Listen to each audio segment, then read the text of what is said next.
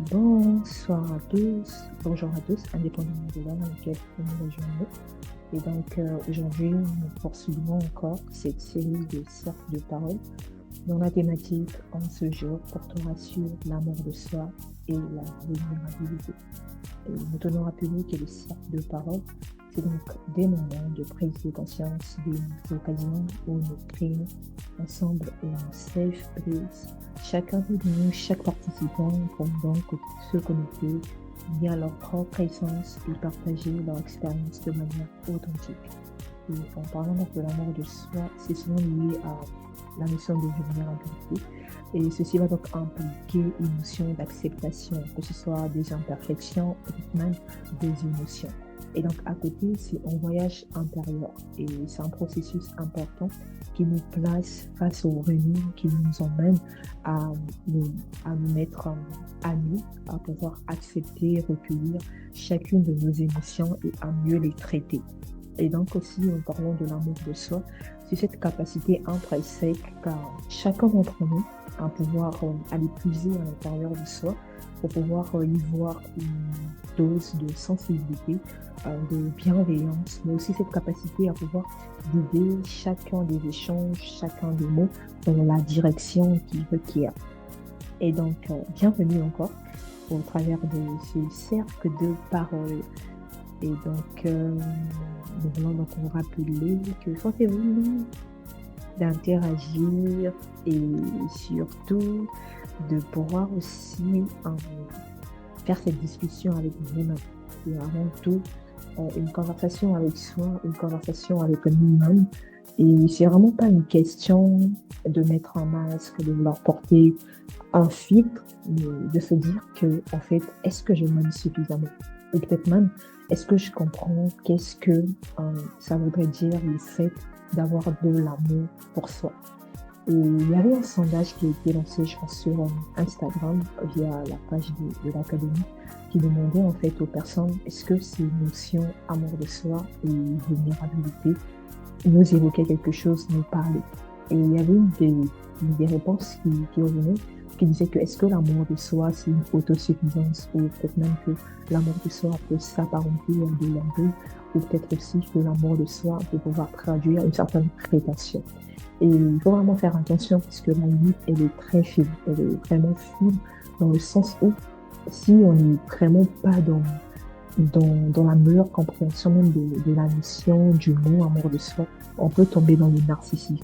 Alors que nous, ici, nous ne voulons pas prôner le narcissisme, nous voulons prôner une capacité qu'a chacun d'entre nous de se dire que ma vie compte. Et j'ai vraiment le droit de m'aimer, de m'évaluer, de m'accepter, mais aussi de me poser à la table, de me mettre à la place où je dois être. C'est pas une attente à avoir fixée, peut-être même avoir envers l'autre, mais c'est vraiment cette capacité à se dire, est-ce que je suis prête à m'accepter avec ce que j'ai en bien ou ce que j'ai en mal? Et déjà reconnaître ça, ça veut dire que nous sommes conscients de notre valeur. Et parfois même, nous tombons un peu dans ce piège je veux dire, de l'overthinking et on oublie que ok, l'amour de soi, c'est pas à l'autre de te le rappeler, c'est pas à l'autre de forcément te dire que tu as peut-être toutes les capacités requises. Mais vraiment, c'est à toi de reconnaître ta valeur. Et surtout dans l'amour de soi aussi, c'est vraiment cette invitation-là à mieux prendre soin de nous, à mieux évaluer notre équilibre, à mieux évaluer notre perception de nous, comme on le disait tantôt.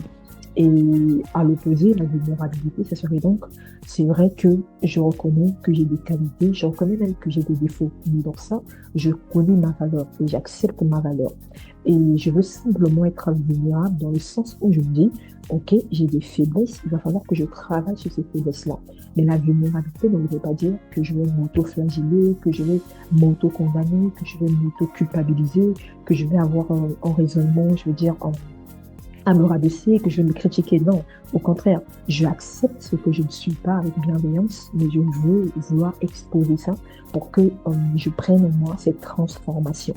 Et aussi dans ce concept de vulnérabilité, c'est vraiment cette connexion qu'on va avoir avec l'autre. Parce que l'amour de soi, c'est par rapport à nous, et ce qu'on connaît, ce qu'on sait, ce que même on se dit être le top parmi parmi nos valeurs, parmi ces choses que nous défendons, et dans la vulnérabilité, c'est maintenant le rapport avec l'autre. C'est vrai que je me connais, c'est vrai que je m'aime, c'est peut-être vrai même que j'accueille les différentes émotions, c'est peut-être même vrai que je comprends comment je fonctionne, mais comment je me place vis-à-vis de l'autre. Ça, c'est maintenant la vulnérabilité. Et dans la vulnérabilité, on va donc aller faire tomber la barrière, on va donc aller ôter le masque, on va donc repartir au contact de l'autre et dire à l'autre, en fait, j'ai des émotions, en fait, j'ai des faiblesses, en fait, j'ai des failles, en fait, j'ai des difficultés. Donc, dans la vulnérabilité, on accepte que nous ne sommes pas parfaits, on reconnaît que nous ne sommes pas parfaits et on a besoin d'aide.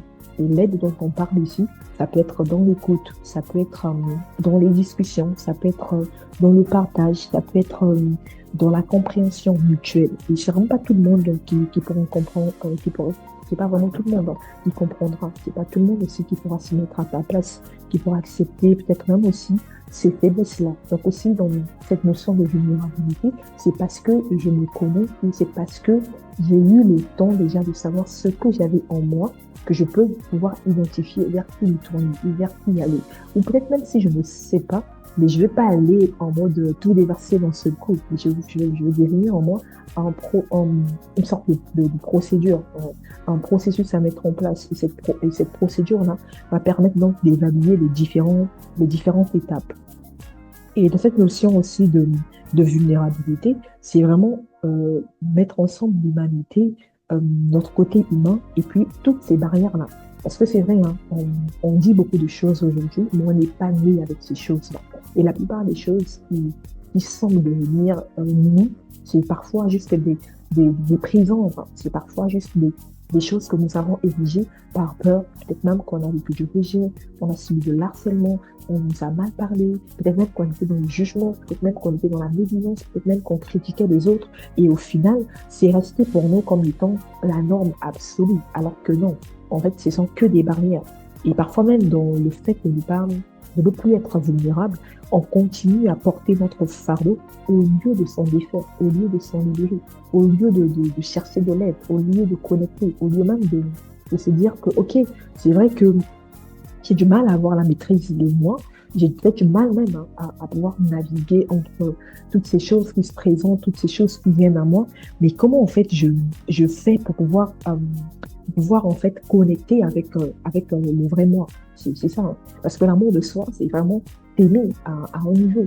Mais si tu veux t'aimer à un certain niveau et que tu n'es pas capable d'être vulnérable, ça ne pourrait pas être vrai. Tu ne pourras pas être authentique avec toi-même parce que tu vas continuer à garder des choses, tu vas continuer à porter des choses, tu vas continuer à ressasser des choses et au final, c'est ta paix qui va être volée. Au final, c'est ce que tu voulais construire qui va être volé. Au final, tu vas te retrouver avec comment on dit, un bagage assez lourd, assez chargé, ou peut-être même ne pas trouver, ta voie.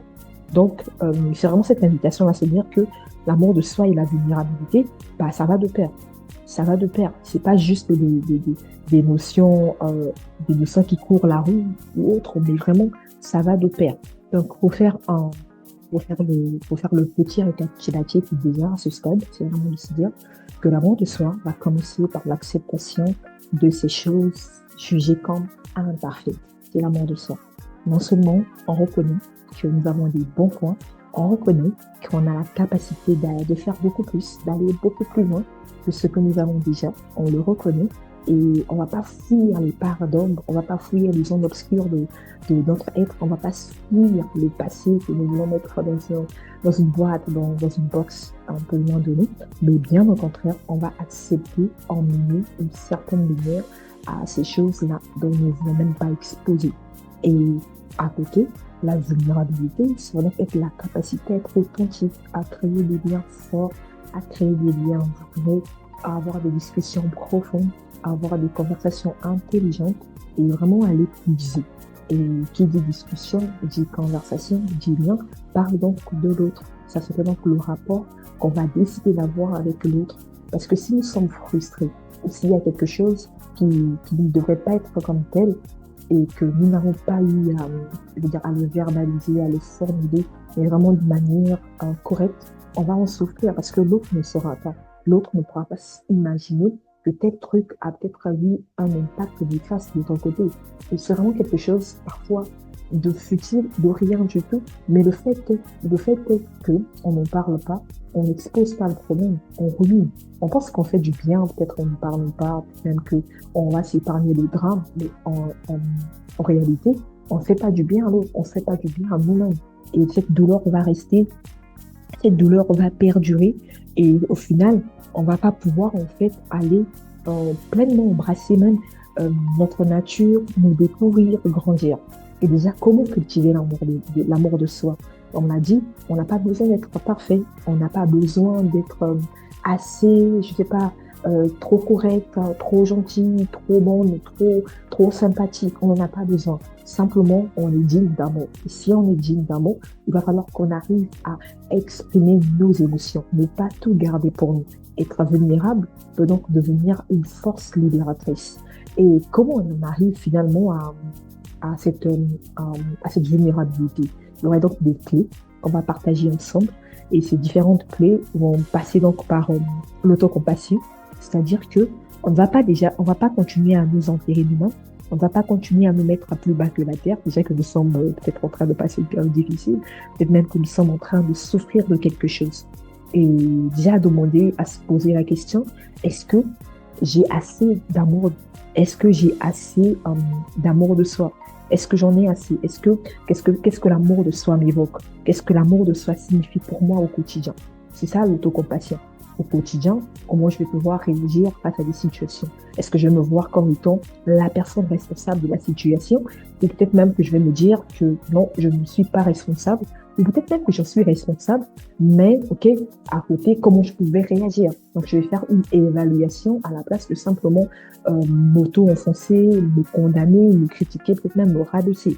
C'est la première étape. Donc, être beaucoup plus compatissant avec nous-mêmes, être beaucoup plus compatissant avec ce que nous voulons renvoyer, avec ce que nous voulons dire. C'est vrai que la situation, elle est là. Hein. C'est vrai que peut-être même que nous sommes fautifs. Ça ne veut pas dire que quand on pratique l'autocompassion, on devient tout d'un coup, je veux dire, la personne avec de côté, la personne qui agit toujours bien, la personne qui a des bons réflexes, peut-être même la personne qui a la meilleure conduite. Non, rien de tout ça. Mais simplement parce qu'on a assez d'amour pour nous, on a assez d'amour pour nous d'abord, on va pas oublier qui on est en fait. C'est vrai que j'ai mal agi, peut-être même que j'ai déraillé, mais à côté de ça, comment je pourrais en fait je veux dire, mieux évaluer la chose. Donc, dans la vie de tous les jours, on doit arriver à cette notion de pratique de l'amour de soi.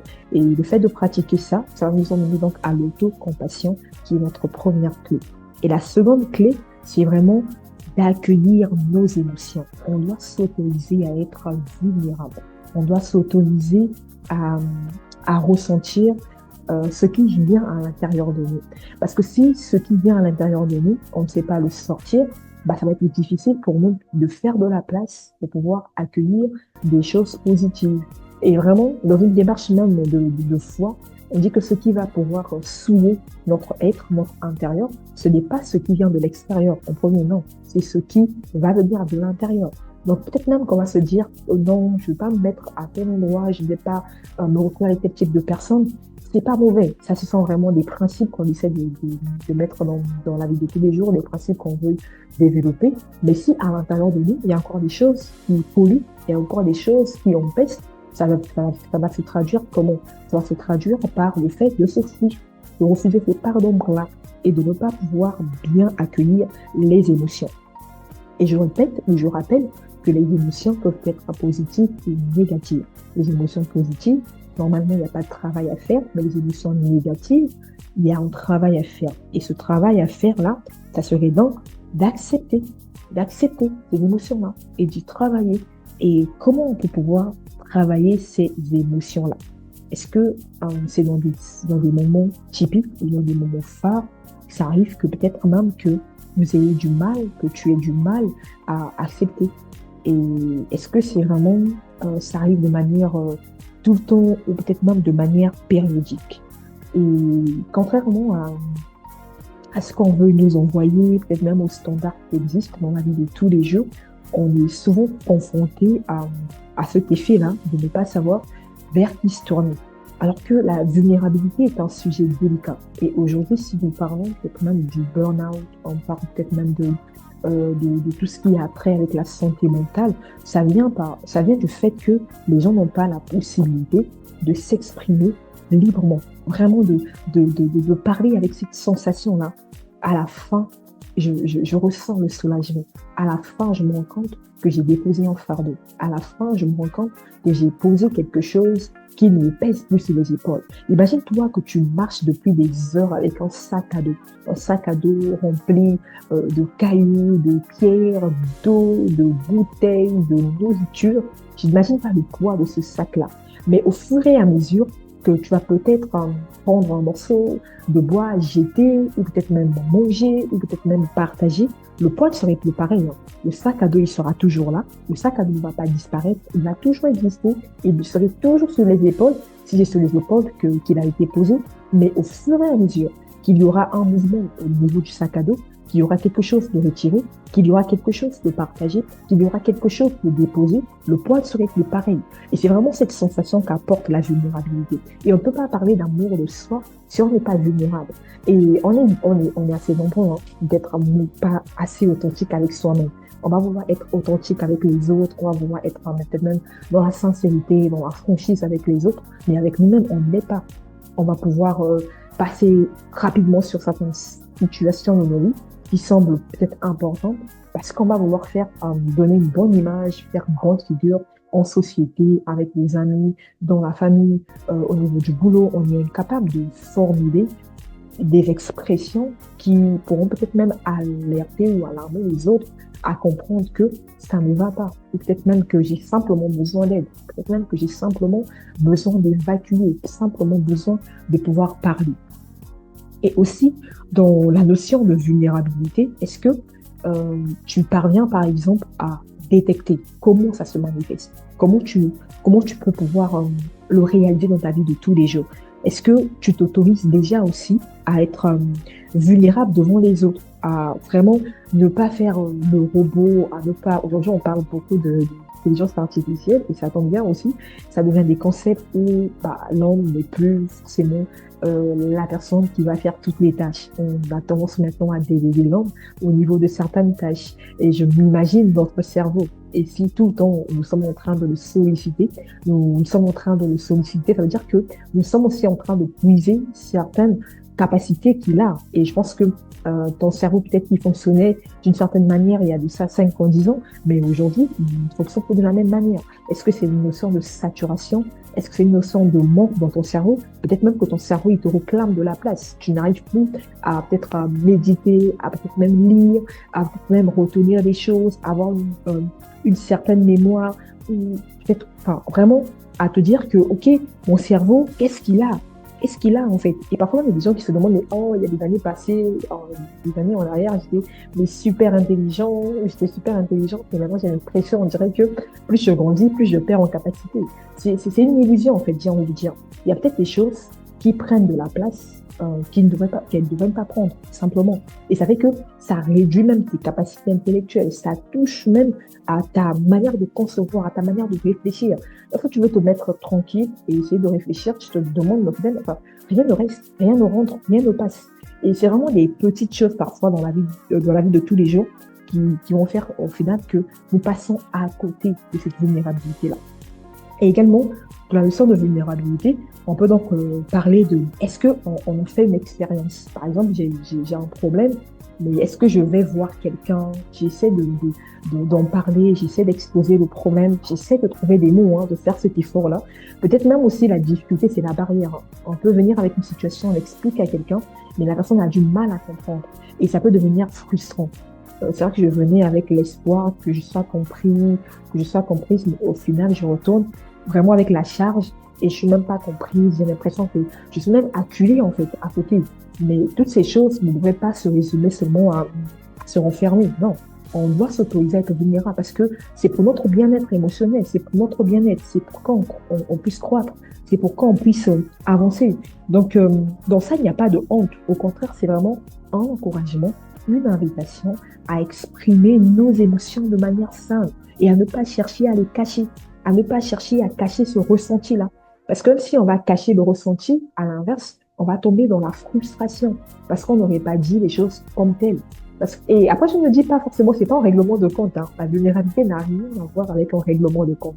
La vulnérabilité, c'est simplement dire, OK, ça va pas, ou OK, tu m'as fait de la peine, ou peut-être même que si j'ai agi comme ça, voilà la cause, voilà la raison, d'accord? Donc, c'est pas une raison à se dire que maintenant, c'est un règlement de compte avec quelque chose qui ne va pas comme je le veux, bah, je vais écrire à quelqu'un, je vais lui déverser mon sac. Non, c'est vraiment à faire des choses avec son cœur, avec pureté, avec bienveillance, avec tact et beaucoup d'amour aussi. Donc, ça aussi, c'est une notion importante. Et aussi, de la notion de vulnérabilité, il faut s'autoriser à créer un espace d'écoute empathique, vraiment. Chacun de nous peut pouvoir partager quelque chose, mais à la fin, on n'a toujours pas besoin de jugement, on n'a toujours pas besoin que quelqu'un rajoute une couche parce que si je venais pour te parler, c'est peut-être parce que j'avais un trop plein, c'est pas que je voulais forcément un conseil. Donc aussi avoir ce discernement ou peut-être même ce recul dans le fait où quand quelqu'un s'autorise à être vulnérable, de déjà se mettre à la place de l'autre, d'accepter ce que l'autre partage et puis de ne pas avoir de jugement. C'est vraiment aussi important. Peut-être même aussi on oublie, hein, et ce sont des petites choses parfois au quotidien et comme je le disais tantôt, on met pas l'emphase dessus et au final, ça devient comme un peu normal. Comme un peu normal. Mais un exemple un peu, je veux dire, un peu typique, ou peut-être même très simple de l'amour de soi et de la vulnérabilité, c'est aussi une manière de se dire, je suis humain, je suis humaine. Et ça ne diminue pas ma valeur, en fait, de reconnaître que je passe un moment difficile. Ça ne diminue pas ma valeur, en fait, de reconnaître que je suis peut-être j'ai peut-être besoin d'aide. Ça arrive, hein. Ça arrive dans la vie de tous les jours. Je fais un travail, peut-être même que je suis dans la cuisine. Je vais vouloir prendre quelque chose au salon, mais parce que je suis prise dans la cuisine, je ne peux pas me mettre dans les deux pièces en même temps. Je vais demander de l'aide. Je vais demander de l'aide. Mais sinon pas, je peux pouvoir peut-être arrêter ce que je faisais dans la cuisine et puis partir prendre ce dont j'ai besoin dans le salon et revenir dans la cuisine. L'effort physique serait réel. Mais voilà, ça serait réel. Et peut-être même aussi ce que j'étais en train de faire, imaginons que c'était une marmite qui était sur le feu, mais le fait que je parte chercher quelque chose au salon et que je revienne, peut-être même la nourriture a cramé, par exemple. Donc c'est vraiment à faire le pourquoi je fais, le pourquoi je ne le fais pas. Si je peux aller moi-même, j'y vais. Si je peux pas aller moi-même, je délègue. C'est pareil, je m'aime, oui, je peux faire tout. Mais si je sens que vraiment j'ai besoin d'aide, alors je deviens vulnérable. Et je ne veux pas être vulnérable pour que, voilà, faire pitié. Non, la vulnérabilité, c'est pas la pitié. Je suis désolée. Et peut-être même aussi, on s'autorise pas à être vulnérable. On va se dire, ah, on va me critiquer, on va voir que je suis trop faible, je suis trop plaintive. Non. Je pense qu'il y a il y a un certain seuil de maturité aussi dans la vulnérabilité où c'est pas simplement des plaintes, hein, où c'est pas simplement parce que je veux parler, parce que je veux me retrouver, mais c'est vraiment des temps où on se pose, on se dit que c'est une situation qui a perduré, c'est quelque chose que j'ai l'impression qui est toujours là, c'est quelque chose qui vient incessamment et je sais pas comment m'en défaire en fait. C'est vrai que je fais avec, j'accepte la réalité de la chose, je l'accueille avec, je veux dire, avec ouverture, avec bienveillance, parlant du fait que je suis consciente que la chose existe, mais en vrai, je ne comprends pas, en fait. Il n'y a pas de symbolique. Il n'y a pas de symbolique. Je n'arrive pas je veux dire, à dépasser ça. C'est un peu comme un plafond de verre qui est là, posé sur ma tête. Et j'ai l'impression que ça m'oblige à rester dans une certaine position. Peut-être même ça m'enfonce. Peut-être même ça fait qu'aujourd'hui, je ne regarde plus les autres avec le même reflet. Il y a un reflet qui est biaisé. Il y a un retour peut-être même je veux dire, qui devient controversé. C'est peut-être pas peut-être même c'est pas moi. Peut-être même je me sens dénaturée. Peut-être même que ce que j'ai vécu, finalement, ça crie un peu plus fort que ce que je voudrais peut-être même manifester, vivre dans la vie de tous les jours. Donc vraiment, la vulnérabilité, on peut se l'autoriser dans la mesure où on est conscient que c'est pour nous une façon de cultiver notre amour pour nous-mêmes. Et on ne peut pas parler d'amour de soi aujourd'hui si on ne sait pas accepter en fait ces différents espaces en fait de nos vies. Et aussi dans le fait de pouvoir se faire ces réflexions-là, savoir que ça renforce aussi notre perception en fait. Ça renforce notre perception, ça renforce notre capacité à nous dire que Oui, je me connais, hein. C'est pas un tabou. Je me connais. Je me connais, c'est vrai. Et on en parle souvent même de l'estime de nous. On est assez solide. Même quand les choses ne vont pas se passer comme on le prévoyait, on est assez solide. Mais si on est assez solide, ça veut dire aussi que on doit avoir une certaine manière de pouvoir se détacher de certaines choses. Or, c'est là que réside le piège, hein. Le piège où on se dit, euh, peut-être qu'on a de l'assurance, mais dès qu'il y a un truc de négatif, ou dès que quelqu'un va dire quelque chose qui ne va pas rentrer dans la ligne d'idées que nous avions, on va se braquer. On va attendre peut-être même aussi le regard de l'autre, les critiques de l'autre, ses échecs vécus, qu'est-ce qu'un tel avait dit, surtout en matière de vulnérabilité. Bon, j'étais allée le voir, j'ai lui parlé de mes problèmes, je l'ai exposé mes situations, et la personne s'en est servie contre moi. Il y a des cas, hein, chacun a son vécu, chacun a des expériences, et on ne va pas pouvoir prendre tous ces cas de manière isolée. C'est la réalité, c'est la vie. À pouvoir subir des coups, faire des mauvaises rencontres, peut-être avoir croisé des mauvaises personnes, avoir un entourage malsain, avoir un entourage toxique. Mais toutes ces choses ne voudraient pas dire que tu perds ton assurance de qui tu es. Non. Donc, si tu perds ton assurance de qui tu es, ça veut dire que tu n'es pas détaché en fait. Tu n'es pas détaché du regard, de qu'est-ce qu'on dira, de qu'est-ce qu'on pensera, de comment je serai vu, de comment je serai perçu. Alors que toutes ces choses devraient être secondaires, peut-être même pas secondaires, quasiment inexistantes. Inexistantes parce que on a assez conscience de qui nous sommes. On va pas tomber dans ce piège-là. D'accord? Et donc, c'est aussi une manière de se dire que je réévalue mon bien-être. Et vraiment, cette progression de nous ne peut pas dépendre des éléments externes. Voilà pourquoi l'amour de soi, c'est d'abord cette progression par rapport à nous, ce bien-être par rapport à nous, et après on va venir jauger avec la vulnérabilité qui est donc le rapport avec l'extérieur. Et aujourd'hui, vraiment, c'est une invitation à nous dire que quelqu'un t'ait refusé quelque chose, que quelqu'un se soit mal comporté avec toi, ne voudrait pas dire que c'est ta définition de la vie. Non, ça ne voudrait pas dire que ça va te changer. Ça ne peut pas devenir en fait que tu vas devenir quelqu'un d'autre parce qu'il y a eu ça. Non, ça doit t'apprendre. Et au-delà du fait d'apprendre, il va falloir que aussi tu décides d'avancer, que tu décides de te dire que bah, les critiques, les jugements, tout ce qu'on a dit, ça ne me définit pas en fait. C'est pas moi. D'accord? C'est pas moi. Je me connais assez en fait. C'est ça l'amour de soi que j'ai. Et les échecs même ne vont pas m'arrêter. Et peut-être même tous les résultats, tout ce que j'ai vu de négatif, bah, ça ne va pas m'arrêter en fait. Ça ne doit pas m'arrêter même. Ça ne doit pas m'arrêter du tout. Et c'est vraiment prêt à se dire que c'est pas la moindre mouche qui va voler qui doit venir me perturber. Non, faudrait pas en fait. Faudrait pas parce qu'on se connaît. Et parce qu'on se connaît, on va se mettre aussi dans cette position-là où on se dit que on va apprendre continuellement. Mais à nous d'être vulnérables, à nous d'accepter certaines choses, à nous d'accepter certaines choses comme étant il fallait que ça arrive pour qu'on sache maintenant nous tenir. Il fallait que cette page-là existe pour qu'on sache apprécier l'après. On parle souvent de la pluie et puis le beau temps. Mais avant qu'il ne pleuve, bah, il y a tout, il y a parfois la tempête, il y a parfois le vent, en fait, il y a tout qui peut faire que on va pas vouloir apprécier, en fait. Mais une fois que la pluie est là, et juste après la pluie, mais il y a une belle température, il y a un beau temps, il y a un calme. Et parfois même, c'est ça, en fait, l'amour de soi. C'est vrai que on ne sait pas trop comment cultiver en vrai. On est nous-mêmes dans le jugement, on est nous-mêmes dans la peur de notre personne, on est nous-mêmes dans la crainte, je ne sais pas comment on vit. Et ça fait que c'est parce qu'on est comme ça, on est dans cette suspicion-là, on va le projeter envers l'autre. Et donc, on a peur d'être vulnérable. Et je voulais vraiment dire ça. Hein. C'est même pas qu'on ne peut pas être vulnérable, mais on a peur. On ne va pas toucher les zones de nous-mêmes là, on les fout. Mais si on les fout, bah, c'est difficile qu'on les expose. Ou peut-être même que quelqu'un se rende compte que on a ces situations-là, peut-être même ces batailles-là invisibles avec lesquelles, enfin, batailles invisibles pour les autres, mais visibles pour nous, avec lesquelles nous battons au quotidien.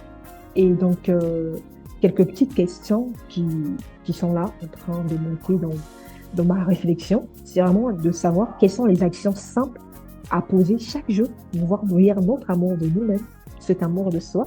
Et si on arrive à définir quelques actions à poser, ça peut être comme salvateur, ça peut être des manières de se préparer, ça peut aider, comme on l'a dit, vraiment, que nous avons exploré deux aspects aujourd'hui, l'amour de soi et puis la vulnérabilité. L'amour de soi, c'est vraiment tout ce qui va nous toucher intérieurement, et comment on va pouvoir agir, comment on va pouvoir grandir. Et à côté, être vulnérable, ça serait donc de pouvoir ouvrir notre cœur. Dans l'amour de soi, on va voir qu'on a des faiblesses, qu'on a des peurs, qu'on a des fragilités, qu'on a des qualités et toutes ces choses. Mais on va être vulnérable, donc être à même d'ouvrir notre cœur quand les choses nous font peur, prendre le risque d'aimer, d'aller de l'avant, de se confier, peut-être même sans garantie de retour. Vraiment aussi de prendre la décision, de prendre un chemin qui va nous mener vers une guérison, vers une authenticité, vers une connexion plus profonde. Et souvent, j'aime à le dire, hein, que les meilleurs liens, c'est vraiment des liens où la connexion est sincère. C'est vraiment ça. Et peut-être même aussi des conversations vraies, authentiques, réelles. Et aujourd'hui, vraiment, c'est une invitation à l'endroit de chacun d'entre nous à pouvoir non seulement connecter avec les autres, mais aussi à pouvoir partager, à pouvoir avoir des temps de réflexion, à pouvoir aussi se dire que je le dis, mais je m'attends pas forcément à un retour, quoi, à une certaine garantie. Non, je ne me place pas comme étant quelqu'un qui s'attend à juger l'autre, ou peut-être même à me juger moi. Non, mais je veux vraiment offrir à quelqu'un un espace de liberté. Peut-être que moi, on me l'offre pas, mais moi, je peux l'offrir, moi, je peux l'offrir à quelqu'un. Moi, je peux offrir à une autre personne cet espace-là pour que la personne se sente en sécurité. Et vraiment, quand on comprend qu'est-ce que l'amour représente pour soi, on est à même, en fait, de pouvoir le communiquer. On est même à même aussi de pouvoir mieux le vivre, en fait, mieux l'expliquer, mieux l'appréhender.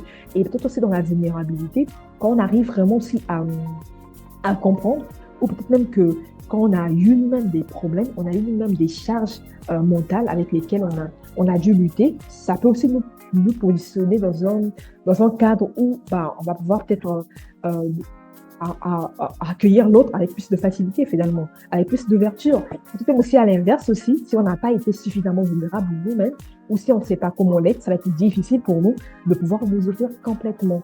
Et prenez la vulnérabilité comme étant une force plutôt qu'une faiblesse, d'accord? Donc, quand on dit on est vulnérable, on est un peu comme, voilà, comme la personne vraiment fragile, mais vraiment nous, on veut prendre la vulnérabilité ici comme étant un contexte, un concept de force, un concept qui nous encourage, un concept qui nous prépare vraiment face aux aléas de la vie. Et j'espère vraiment que ce petit temps passé à discuter, à pouvoir échanger autour de ce concept aura parlé à quelqu'un, aura aidé quelqu'un. Et vraiment, notre souhait, c'est d'emmener chacune des personnes à se découvrir, à pouvoir grandir, à pouvoir accepter c'est ce que nous sommes. Et vraiment, les cercles de parole, comme on a dit, c'est votre espace, c'est notre espace, c'est l'endroit, l'environnement qui nous est donné pour nous exprimer librement, sans jugement, et surtout de pouvoir ensemble se libérer des poids émotionnels et mettre des mots sur des mots qui nous dérangent, tout en espérant que aujourd'hui cette thématique aura parlé à quelqu'un et que nous allons voir nous retrouver prochainement avec d'autres thématiques dans le but de nous éduquer, de grandir ensemble. Et d'ici là, portez-vous bien et bien de choses à vous.